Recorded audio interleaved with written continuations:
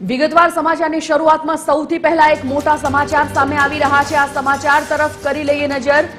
આપના ધારાસભ્ય ચૈતર વસાવાની મુશ્કેલીમાં વધારો થઈ શકે છે। જી હાં, આપના ધારાસભ્ય ચૈતર વસાવાનું ધારાસભ્ય પદ જોખમમાં મુકાયું છે। 2 વર્ષથી વધુની સજાના એલાનને પગલે ધારાસભ્ય પદ જઈ શકે છે। અગાઉ હાઈકોર્ટે મહત્વપૂર્ણ ચુકાદો આપ્યો હતો। હાઈકોર્ટે ચૈતર વસાવાની બંને અરજીઓ ફગાવી હતી, ત્યારે ચૈતર વસાવાને રાહત આપવાનો પણ હાઈકોર્ટનો સ્પષ્ટ ઇનકાર હતો। એવામાં ગુજરાત હાઈકોર્ટે સેશન્સ કોર્ટના ચુકાદાને હજી યથાવત રાખ્યો છે। બંને અરજી ચૈતર વસાવાની ફગાવી છે। ચૈતર વસાવાની મુશ્કેલી વધી શકે છે। હાઈકોર્ટે નિર્ણયમાં ચૂંટણી કાયદા સંબંધિત મહત્વની નોંધ કરી હતી, ત્યારે ચૈતર વસાવાના ધારાસભ્ય પદ માટે કાનૂની સ્થિતિ મહત્વપૂર્ણ બની રહેશે। કોર્ટના નિર્ણયની અસર વસાવાના ધારાસભ્ય પદ પર પડી શકે છે। ધારાસભ્ય પદ હવે જોખમાયું છે ચૈતર વસાવાનું। વસાવાની વિધાનસભા સદસ્યતા અંગે કાર્યવાહી પર સૌ કોઈની નજર મંડાયેલી છે। ગુજરાતના રાજકારણમાં આ મુદ્દો અત્યારે તો ચર્ચાનું કેન્દ્ર બન્યો છે। એવામાં વસાવાનું ધારાસભ્ય પદ જતું રહે છે કે નહીં તે આગામી કાનૂની પ્રક્રિયા બાદ સ્પષ્ટ થઈ જશે। જો કે અત્યારે સૌ કોઈની નજર ધારાસભ્ય પદ હશે કે નહીં તેના પર મંડાયેલી છે। 2 વર્ષથી વધુની સજાના એલાનને પગલે ધારાસભ્ય પદ રદ થઈ શકે છે।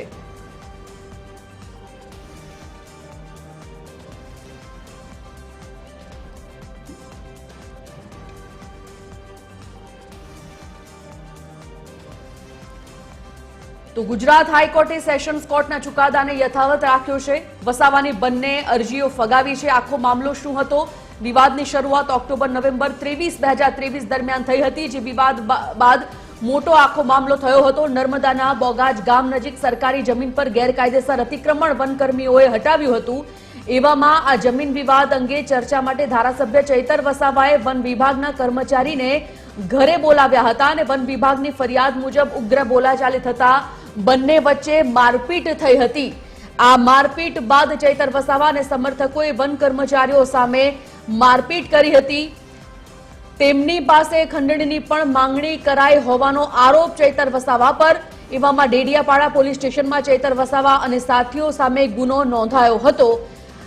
રાયોટિંગ, આર્મ્સ એક્ટ, ખંડણી સહિત ગંભીર કલમ હેઠળ ચૈતર વસાવા અને તેમના સાથીઓ સામે ગુનો દાખલ થયો હતો। 23 જૂન 2026 રાજપીપળા એડિશનલ સેશન્સ કોર્ટે ચુકાદો આપ્યો। ચૈતર વસાવા, પત્ની શકુંતલા સહિત એકંદરે 9 આરોપી દોષિત જાહેર થયા હતા। સેશન્સ કોર્ટમાં 7 વર્ષની સખત કેદ અને ₹25,000 ₹96,000 સુધીનો દંડ પણ ફટકારાયો હતો। ત્યારે સજા સામે સ્ટે મેળવવા ચૈતર વસાવાએ ગુજરાત હાઈકોર્ટના દ્વાર ખખડાવ્યા હતા, પરંતુ હાઈકોર્ટે નીચલી કોર્ટનો ચુકાદો બહાર રાખ્યો છે, ગ્રાહ્ય રાખ્યો છે, જેને લઈને આગામી સમયમાં ધારાસભ્ય પદ સામે જોખમ ઊભું થયું છે। એસોસિએટ એડિટર સોનલ અનટકટ આ મુદ્દા પર લાઈવ જોડાઈ ગયા છે। સોનલ પાસેથી જાણીએ વિગત। સોનલ, સેશન્સ કોર્ટનો ચુકાદો હાઈકોર્ટે ગ્રાહ્ય રાખ્યો, ચૈતર વસાવાની બંને અરજીઓ ફગાવી।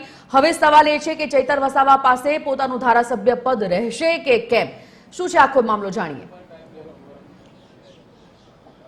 જી સંજીવની, જે પ્રકારે અત્યારે આ સમગ્ર મામલો સામે આવ્યો છે, આપના ધારાસભ્ય છે ચૈતર વસાવા અને તેમની સામે વનકર્મી પર હુમલો કરવાનો, તેને ધમકી આપવાનો, તેની પાસેથી ખંડણી માંગવા સહિતના જે આક્ષેપો છે, ગુના છે તે નોંધાયેલા છે અને તે ગુનાની અંતર્ગત જ તેને 2 વર્ષથી વધુની જે સજા છે, 7 વર્ષની સજા છે તે સંભળાવવામાં આવી છે। પણ જો વાત કરીએ લીગલ જે આખી કાયદાકીય પ્રક્રિયા છે તેની, તો the representation act, people's act જે છે, the representation of the people's act 1951, આ જે એક્ટ છે તે મુજબ ચૈતર વસાવા જેવા કોઈ પણ ધારાસભ્ય હોય તેની સામે જો કોર્ટ 2 વર્ષ કરતાં વધુ વર્ષની સજા સંભળાવે છે તો તેનું ધારાસભ્ય પદ જે છે તે આપોઆપ રદ થઈ જાય છે, તે ધારાસભ્ય તરીકે ડિસ્ક્વોલિફાય ગણાય છે। પણ મહત્વનું છે કે આપના ચૈતર વસાવાને 7 વર્ષની સજા ફટકારવામાં આવી છે અને એ રીતે જોતા તેમનું જે ધારાસભ્ય પદ છે તે આપોઆપ રદ થઈ જાય છે।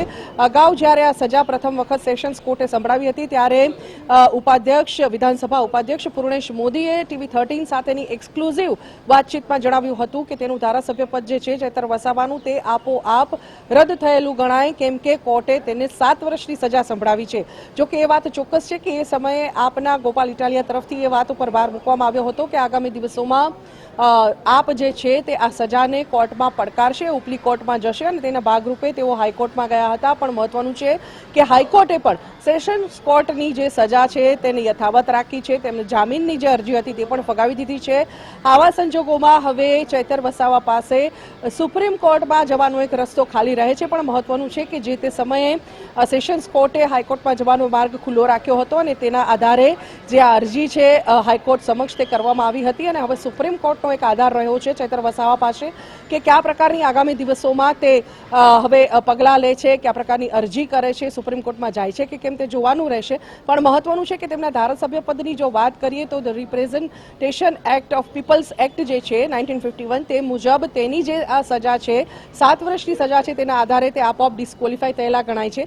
અને તેના આધારે જો વાત કરીએ તો હવે જે ચોમાસું સત્ર મળવા જઈ રહ્યું છે તેમાં ચૈતર વસાવા ચોક્કસપણે ઉપસ્થિત નહીં રહી શકે, કેમ કે હવે તેમની જે સજા છે તે યથાવત રાખવામાં આવી છે તેના કારણે પણ અને તેમના ધારાસભ્ય પદ સંદર્ભમાં હજુ સુધી જે સ્પષ્ટતા છે તે થઈ નથી. મહત્વનું છે કે જે તે વખતે TV13 સાથેની એક્સક્લુઝિવ વાતચીતમાં ઉપાધ્યક્ષ પૂર્ણેશ મોદીએ સ્પષ્ટપણે જણાવ્યું હતું કે જે એક પ્રોસિજર હોય છે લીગલ ડિપાર્ટમેન્ટ તરફથી જે સજાની વાત છે તેનું લેખિતમાં જાણ કરવામાં આવે છે વિધાનસભાને અને ત્યારબાદ લેખિતમાં જે તેનું ધારાસભ્ય પદ છે તે રદ થયાનો લેટર પરિપત્ર જે છે તે મોકલી આપવામાં આવે છે જે તે ધારાસભ્યને. આ પ્રકારની જે પ્રોસિજર છે તે હજુ સુધી થઈ શકી નથી એ વાત હજી સામે આવી રહી છે અને તેના પગલે એવું કહી શકાય કે જે ધારાસભ્ય પદ રદ કરવાની વાત જો કરીએ તો ઉપલી કોર્ટનો જે ચુકાદો છે તેની રાહ કદાચ હજુ સુધી વિધાનસભા અધ્યક્ષ જે છે ઉપાધ્યક્ષ જે છે તે જોઈ રહ્યા હોય તેવું હાલના તબક્કે લાગી રહ્યું છે, કેમ કે જ્યારે પણ અપીલ થાય ત્યારે જે આરોપી છે અથવા તો જે અરજી કરતા છે તે અપીલમાં જઈ શકવાનો જે ઓપ્શન છે તે હંમેશા ખુલ્લો રહેતો હોય છે અને હજુ ચૈતર વસાવાની સામે સુપ્રીમ કોર્ટ અપીલનો વિકલ્પ ખુલ્લો છે. બિલકુલ સોનલ, આપ લાઈન પર જ રહેશો. આપણી સાથે ફોન લાઈન પર બીજી ફોન લાઈન પર ગુજરાત હાઈકોર્ટના એડવોકેટ જોડાઈ ગયા છે અનવર હુસેન શેખ. અનવરજી, સ્વાગત આપનું. સૌથી પહેલા આપના તરફ એ જાણવું છે કે કાયદાકીય સકંજો અત્યારે જે ચૈતર વસાવા પર કસાયો છે, ચૈતર વસાવાની બંને અરજીઓ હાઈકોર્ટે ફગાવી છે. હવે સવાલ એ છે કે ચૈતર વસાવા પાસે બીજો કોઈ વિકલ્પ, હાઈકોર્ટે બંને અરજી ફગાવી છે તો બીજો વિકલ્પ કયો અને શું મુશ્કેલીઓ તેમની હવે વધી શકે છે? આપણે ચૈતર વસાવાના સંજોગોમાં અત્યારે ગુજરાત હાઈકોર્ટમાં જે જામીન અરજી અને કન્વિક્શન પર સ્ટે લેવાની જે વાત જે તેમની હતી તે નામદાર ગુજરાત હાઈકોર્ટે અત્યારે ફગાવી દીધી છે. તેમની સામે આક્ષેપ છે કે જનપ્રતિનિધિ એક્ટ પ્રમાણે 1951 ની કલમ 8 પ્રમાણે તેમણે આવી રીતે જે કોઈ પણ ધારાસભ્ય તરીકેના ગેરવ્યવહારો કર્યા છે જેથી તેમની સામે કેસ થયો. સેશન કોર્ટે તેમને 7 વર્ષની સજા આપી અને 7 વર્ષની સજા સામે તેમણે હાઈકોર્ટની અંદર અપીલ કરી હતી. હવે મુખ્ય વાત એવી છે કે જ્યારે જામીન અરજી ફગાવી દીધી હોય ગુજરાત હાઈકોર્ટે તો એમની પાસે વિકલ્પ શું રહે છે?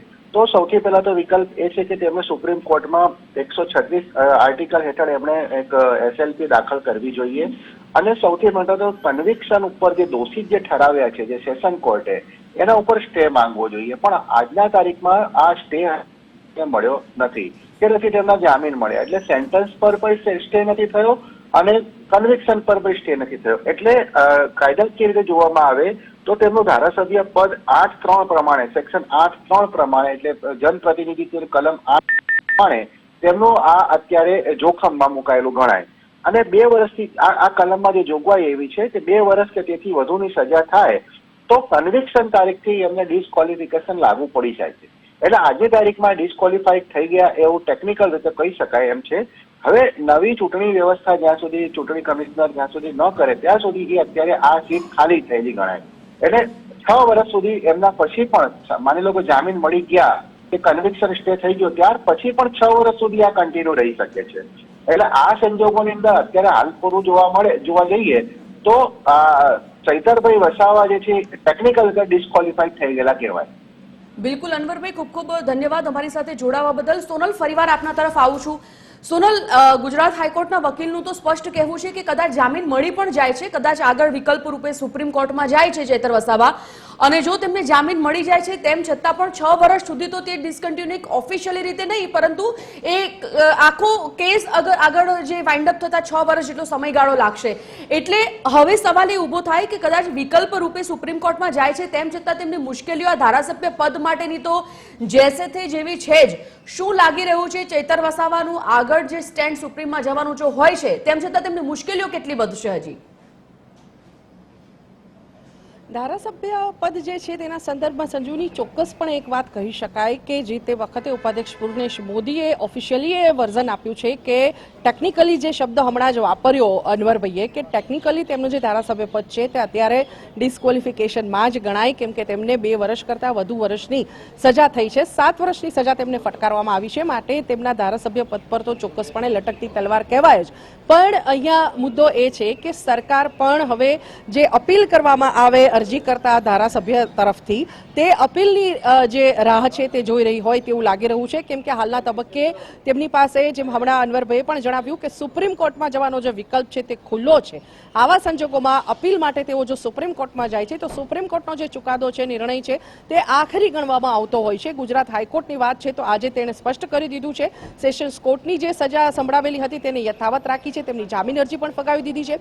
સેશન્સ કોર્ટનો જે ચુકાદો હતો તેને હાઈકોર્ટે બહાલ રાખ્યો છે. એનો મતલબ એવો છે કે હવે એકમાત્ર વિકલ્પ સુપ્રીમ કોર્ટનો છે. જો ચૈતર વસાવા સુપ્રીમ કોર્ટમાં જાય છે તેની ચોક્કસ જે સમય મર્યાદા છે તેની અંદર જો તેઓ સુપ્રીમ કોર્ટમાં અરજી કરે છે તો પછી સુપ્રીમ કોર્ટના નિર્ણય પર હવે સૌની નજર રહેશે. સુપ્રીમ કોર્ટ શું જણાવે છે તેમની જામીન અરજી સંદર્ભમાં, તેમની સામે જે કન્વિક્શન છે, જે ગુનાઓ લાગેલા છે તેના સંદર્ભમાં. ત્યારબાદ જો સુપ્રીમ કોર્ટ નીચલી બંને અદાલતોના હાઈકોર્ટ અને સેશન્સ કોર્ટના ચુકાદાને યથાવત રાખે તો જ જે મને એવું લાગી રહ્યું છે હાલના તબક્કે જે પ્રકારે સરકાર રાહ જોઈ રહી હોય એવું લાગી રહ્યું છે, કેમ કે ઉપાધ્યક્ષ અને અધ્યક્ષ તરફથી હજુ સુધી જે લીગલ ડિપાર્ટમેન્ટ તરફથી જે પ્રોસિજર થવી જોઈએ તે હજુ સુધી કરવામાં આવી નથી આ સંદર્ભમાં, કેમ કે ધારાસભ્ય પદ રદ કરવા માટે થઈ અને સરકારનો જે લીગલ ડિપાર્ટમેન્ટ છે, કાયદાકીય વિભાગ, તેના તરફથી લેખિતમાં જે આ સમગ્ર મામલો છે, જે ગુના નોંધાયેલા છે ધારાસભ્ય સામે, તે સંદર્ભમાં જ વિધાનસભાને જાણ કરવામાં આવે અને જ્યાં સુધી એ જાણ ન થાય ત્યાં સુધી વિધાનસભા તરફથી ધારાસભ્ય પદ રદ થવાનો જે લેખિત પરિપત્ર છે, પત્ર છે, તે ધારાસભ્યને આ કરવામાં આવતો નથી, જાહેર કરવામાં આવતો નથી. આવા સંજોગોમાં હજુ સુધી જે આ પત્ર છે તે જારી થયો નથી, માટે ચૈતર વસાવાનું જે ધારાસભ્ય પદ છે કદાચ તેને હાલના તબક્કે ચાલુ ગણી શકાય, પણ ડિસ્ક્વોલિફિકેશનની જે વાત છે ટેકનિકલી જે 7 વર્ષની સજાના સંદર્ભમાં ડિસ્ક્વોલિફિકેશન છે તે યથાવત હાલ રહ્યું છે. અને વધુ એક નિયમ એવો પણ છે કે તે આગામી 6 વર્ષ સુધી ચૂંટણી પણ લડી નહીં શકે. જ્યારથી તેમની સામે ચુકાદો કોર્ટમાં સંભળાવવાનું શરૂ થાય એ પડથી શરૂ કરી અને આગામી જ્યાં સુધી તેમને કન્વિક્શન સજા ન સંભળાવાય ત્યાં સુધીની જે પ્રક્રિયા સમગ્ર હોય છે. 7 વર્ષની સજા તેમને મળી છે, તો આવા સંજોગોમાં હાલના તબક્કે ટેકનિકલી તેમનું ધારાસભ્ય પદ છે તે ડિસ્ક્વોલિફાય થયેલું ગણાય, પણ હવે સુપ્રીમ કોર્ટ જે તેમની અપીલનો અધિકાર જે છે તેનો તે ઉપયોગ કયા પ્રકારે કરે છે તેના પર હવે દારોમદાર રહેલો છે તેમના ધારાસભ્ય પદને લેખિતમાં રદ કરવા. બિલકુલ સોનલ, ધન્યવાદ આ સમગ્ર માહિતી માટે. તો આપના ધારાસભ્ય ચૈતર વસાવાની મુશ્કેલી વધી શકે છે. ચૈતર વસાવાનું ધારાસભ્ય પદ જોખમમાં છે. વન કર્મચારી પર હુમલા કેસમાં ચૈતર વસાવાને હાઈકોર્ટનો મોટો ઝટકો.